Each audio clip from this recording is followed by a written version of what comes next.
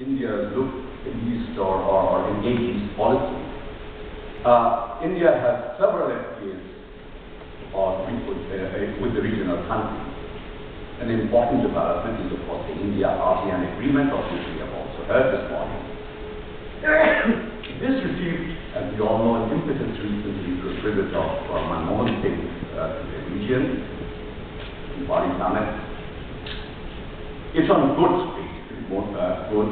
It's trade reaching ASEAN India. We've also heard 50 billion and looking to about 72 billion by 2012. But it is services that is key to India, contributing over 55% of its GDP. But Philippines, a strong regional player in the area, is somewhat cherished, and 10 rounds of talks have not yet broken the logjam it has. India has also signed not free trade but comprehensive economic cooperation agreement, as the minister spoke of yesterday, bilaterally with Singapore and South Korea in 2005 and 2009 respectively. Since then, with Singapore, bilateral trade has doubled to $17.4 billion in 2010-11. In fact, the take-up with South Korea is more political, evidence that it is more cautious and less tariff slashing than Korea's FTA with, say, for instance, Europe and the US. The latest in the series is the one with Japan, signed in February 2011, and it is said to hold prominence, particularly in the important services sector. Within South Asia itself, by the way, South Asian Free Trade Agreement is making incremental progress only. Though the recent developments between India and Pakistan, as we have heard Mr. Shantaran say this morning, has introduced a new energy. China has emerged as a major driver in regional FTA. This despite, ironically, having undergone 11 years of intense negotiations to join the WTO, which it did in 2001. It has since linked up with ASEAN and thereafter with many others.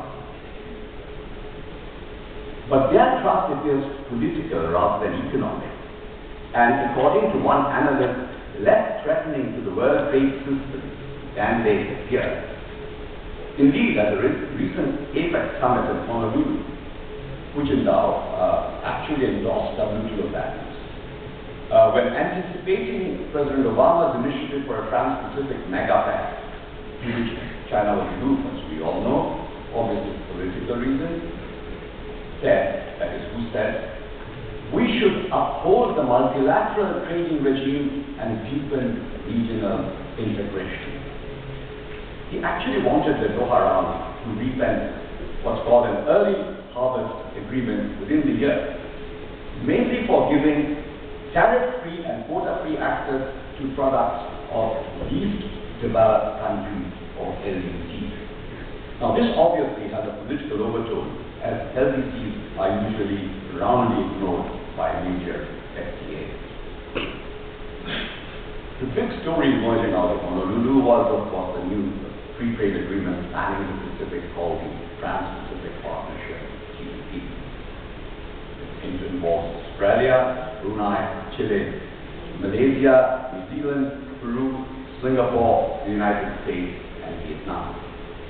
A potential market of 500 million people of booming economies, accounting for 61% of the total export of US goods to the world.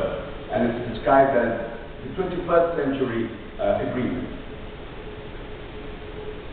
It includes green technologies and digital economy, and it's brought to fruition. If brought to fruition, it will dwarf